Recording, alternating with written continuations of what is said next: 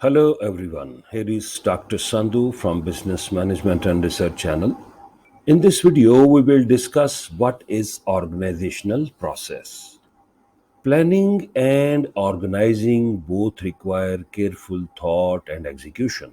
This process entails identifying the work required to achieve the goal, assigning individuals the tasks, and positioning those individuals in a framework for decision making. The end result of the organizing process is an organization which is a cohesive whole made up of independent parts working together to carry out tasks and accomplish objectives effectively and efficiently.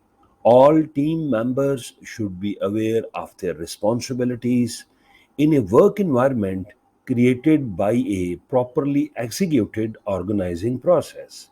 Confusion, frustration, loss of efficiency, and limited effectiveness could result from a poorly executed organizational process.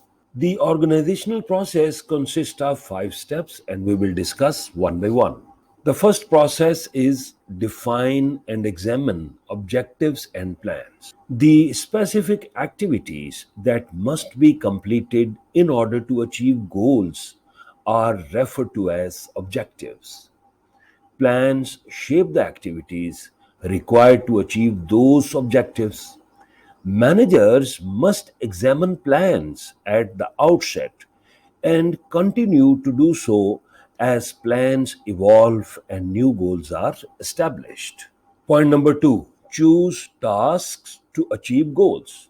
This task may appear challenging to some managers, but it does not have to be.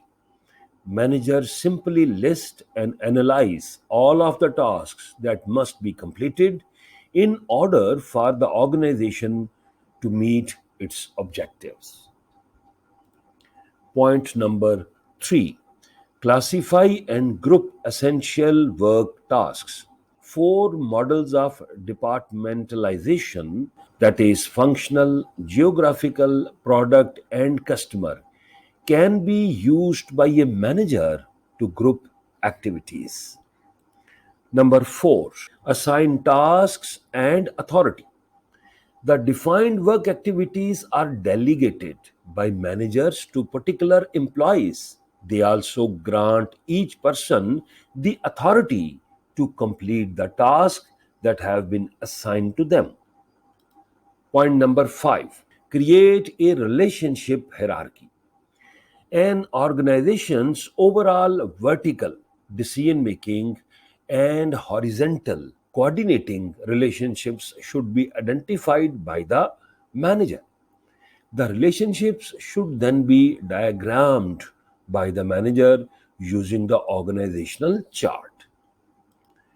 Thank you very much for watching. You can watch my other video lectures, and please don't forget to subscribe and like. Best of luck.